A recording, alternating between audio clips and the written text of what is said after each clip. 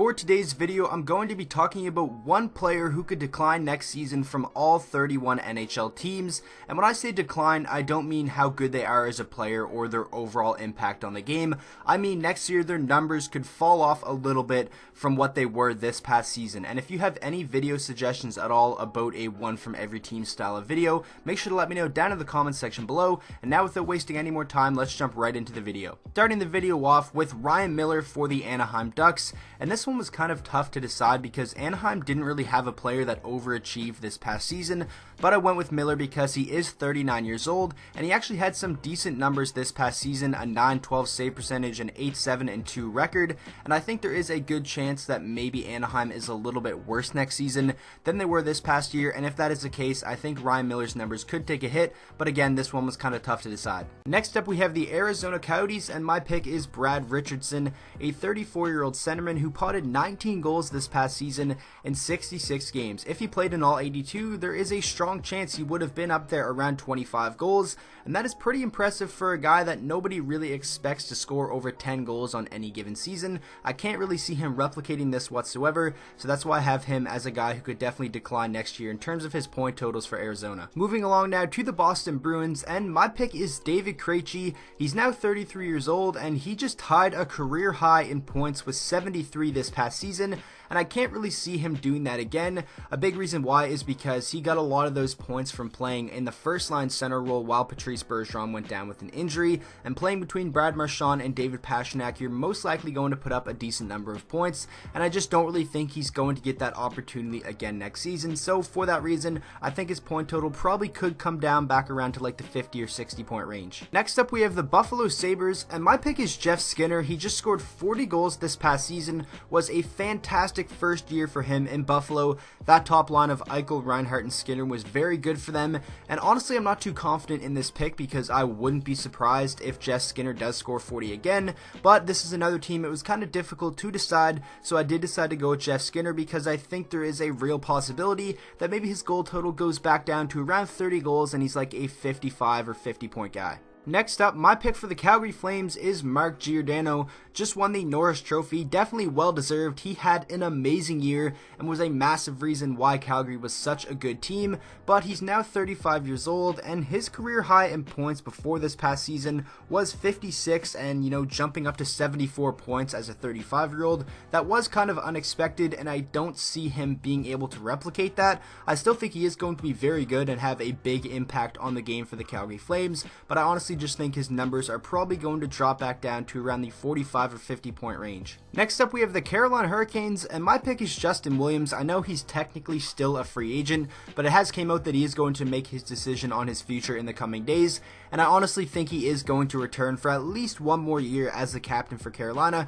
If he doesn't, then whatever, I'm stupid and I'm wrong, but Justin Williams, in my opinion, isn't going to score 53 points next season if he does return. I think maybe like a 15 goal, 40 point season at best is in the cards for Justin Williams, but then you never know because he is super consistent and it seems like every other year he's been a 50 point guy. I wouldn't be surprised if he cracks it again, but for me, he was the safe pick for Carolina. Moving on to the Chicago Blackhawks, my pick is their captain, Jonathan Toews. I wouldn't be surprised if a lot of people think this should be Patrick Kane, but I think Kane has a better shot of replicating his past season than Jonathan Toews did. A career high 81 points for Toews this past season. He's never really been known as a point per game guy. I mean, 35 goals for him is very good. He's more of a two-way centerman who can give 60 to 70 points, and honestly I think there is a very good possibility that he falls back to that in this up and coming year, so that's why I decided to go with him over Patty Kane. Moving along to the Colorado Avalanche, this one was very tough.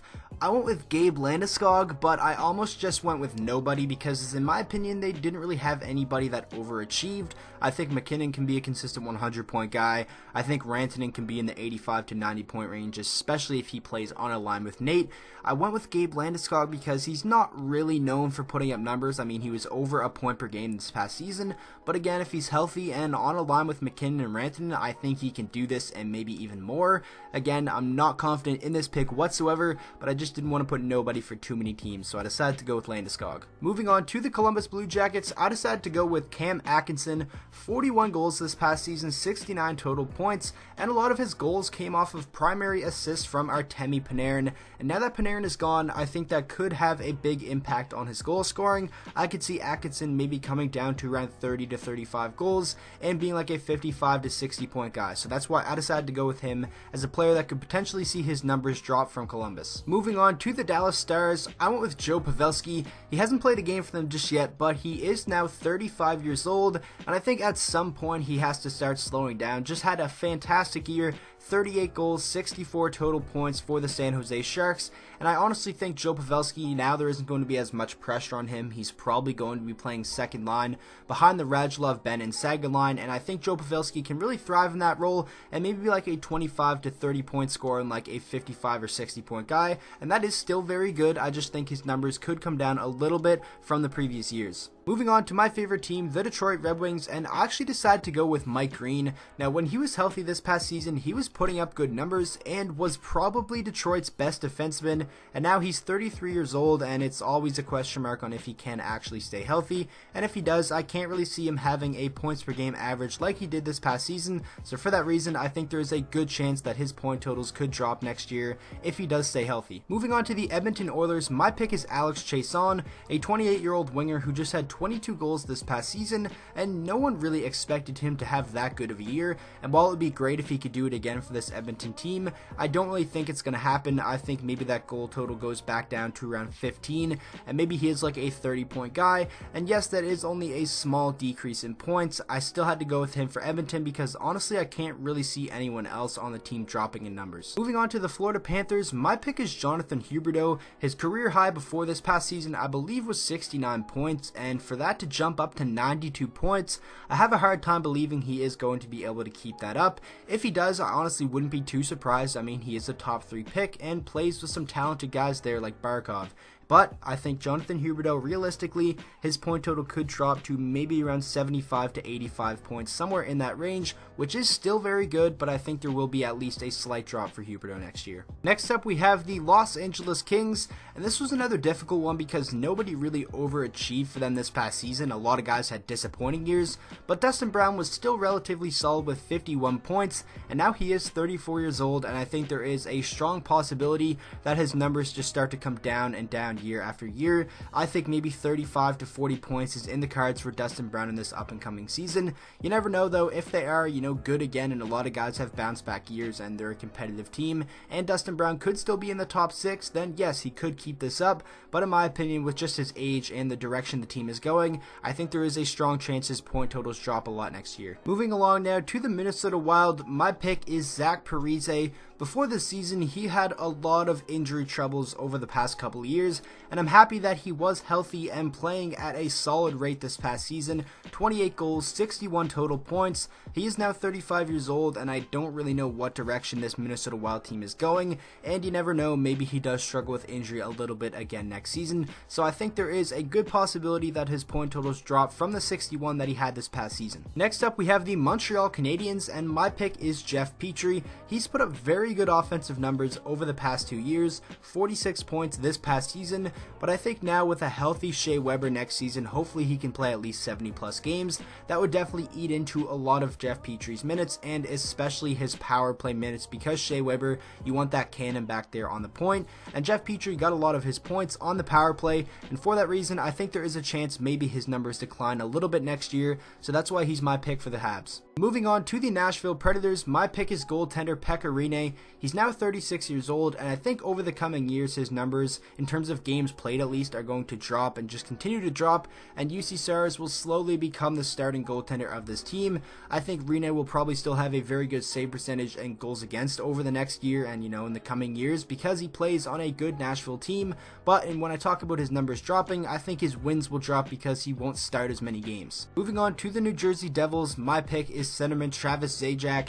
He's now 34 years old, and they also brought in Jack Hughes, obviously drafted him number 1 overall, and now realistically I think your number 1 and 2 center will be Nico Hischier and Jack Hughes, and I think that pushes Zajac further down the lineup, and for that reason I don't think he's going to have as many points as he did this past season, and that is why he's my pick for the New Jersey Devils. Next up we have the New York Islanders, and my pick is goaltender Thomas Greiss. 33-year-old, and he had a fantastic year this past season in a tandem with Robin Lehner. 23, 14, and 2, a 2.28 goals against, and a 9.27 save percentage. That is well above league average, but now they have Semyon Varlamov, and I honestly don't know how that's going to work out, and I think there is a strong possibility that the New York Islanders see an overall team drop-off in terms of their success, and if that happens, I think there is a good chance Thomas Greiss doesn't have as good of numbers, and I honestly don't think he's going to start as many games as he did this past year. Moving on to the New York Rangers, I actually put nobody for them, and this is the start of a couple in a row, because nobody really overachieved on that team this past season, and for that reason I can't really pick anyone to have a decrease in points. Maybe you could say Artemi Panarin, but now he's the number one guy here. He signed for a lot of money. I think he's going to be pumped up and ready to go, and I actually think he's going to have a very good year. So for that reason, I have nobody for the New York Rangers. Moving on to the Ottawa Senators, I just put it can't get any worse, and I say that because no one really overachieved there, and I can't really see anyone having a big decrease in points. Maybe if guys like Duchesne and Dzingel were still there, because I could see them having a decrease in points heading into next season, but they traded them all away, and maybe I should put Thomas Chabot because there's a chance he could fall back from his 55-point year, but he's still young, and I honestly think he could just get better. So for Ottawa, I have nobody, and I honestly think it's just going to be a season of letting the young guys take over. Moving on to the Philadelphia Flyers, another one where I have nobody. I think everybody should have a similar year or better. Claude Giroux, 85 points. I think he'll probably do something around that again. Voracek should be in the 60 to 70 point range again. Same with Sean Couturier, and yeah, nobody really overachieved. A lot of guys on Philadelphia kind of had a down year. I could see guys like Provorov, Shane Gostisbehere having a bounce back, and maybe some breakout years from Carter Hart and Nolan Patrick. But other than that, I can't really see anybody getting worse on the Flyers. So for that reason, I have nobody. The next team for nobody is the Pittsburgh Penguins, because again, nobody really overachieved.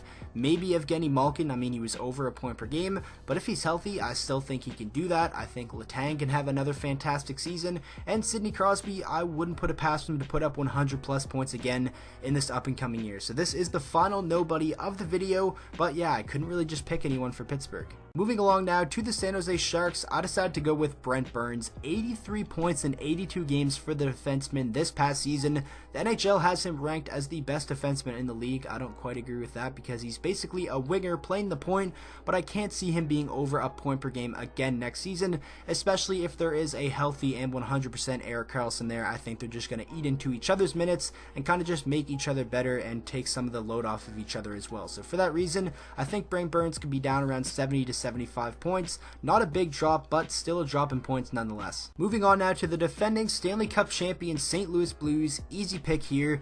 It's got to be Jordan Binnington. He's not going to have that ridiculous of a record again next season. There's no way he pulls that off again.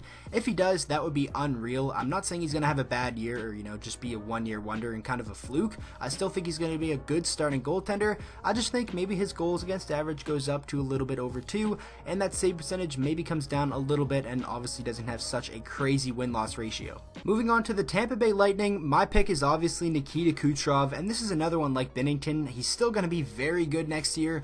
I just cannot see him putting up almost 130 points again. That is a ridiculous number, and I think that point total can probably come down to around 105 or 110, which is still, Art Ross contention and one of the best players in the league. I just can't see him having another historic year, because if he does, then that would be pretty insane. So I lied when I said Pittsburgh was the final team that I said nobody. Toronto is actually the final team that I said nobody on, because again, nobody really overachieved. I think Tavares can still be like a 40 goal scorer. I think Mitch Marner's just going to get better. Same with guys like Matthews, and I think Morgan Riley can probably continue to be that good of an elite two-way defenseman. So yeah, for Toronto, I had nobody because again, nobody really overachieved. Moving on to the Vancouver Canucks, my pick is Alexander Edler, because when he was healthy this past year, he was putting up very good offensive numbers and definitely on pace to break a career high.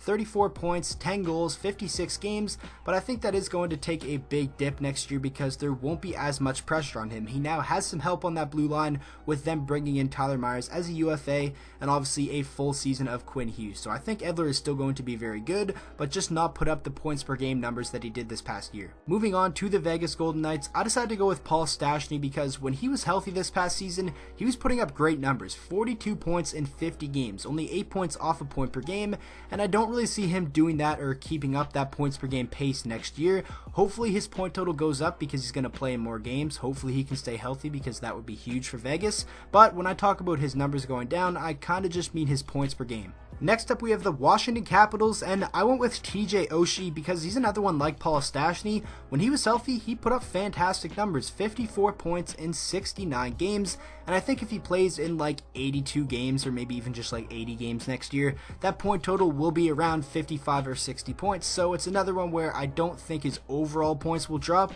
just kind of talking about his points per game. Moving on now to the Winnipeg Jets, I decided to go with Blake Wheeler. He's been fantastic the past 2 seasons, back-to-back 90-plus point years, but now he is 32, and I think that 91 points could go down to around 75 to 80. Wouldn't be surprised if he does it again, because I was saying this same thing last summer, and Blake Wheeler continues to just be one of the more underrated players in the entire league, but this is a player I had to pick for the Winnipeg Jets because nobody really overachieved, and Blake Wheeler is the only guy where I could realistically see his numbers drop by a significant amount. So that is going to wrap up today's video. I really hope you guys did enjoy. Make sure to let me know down in the comment section who are some players that you think their numbers could take a big hit heading into next season, or guys that you just think overachieved this past year. And with all that being said, I hope you guys all enjoyed today's video. If you did, please make sure to drop a like on it and subscribe to the channel for daily NHL content, and I will see you guys all in the next video.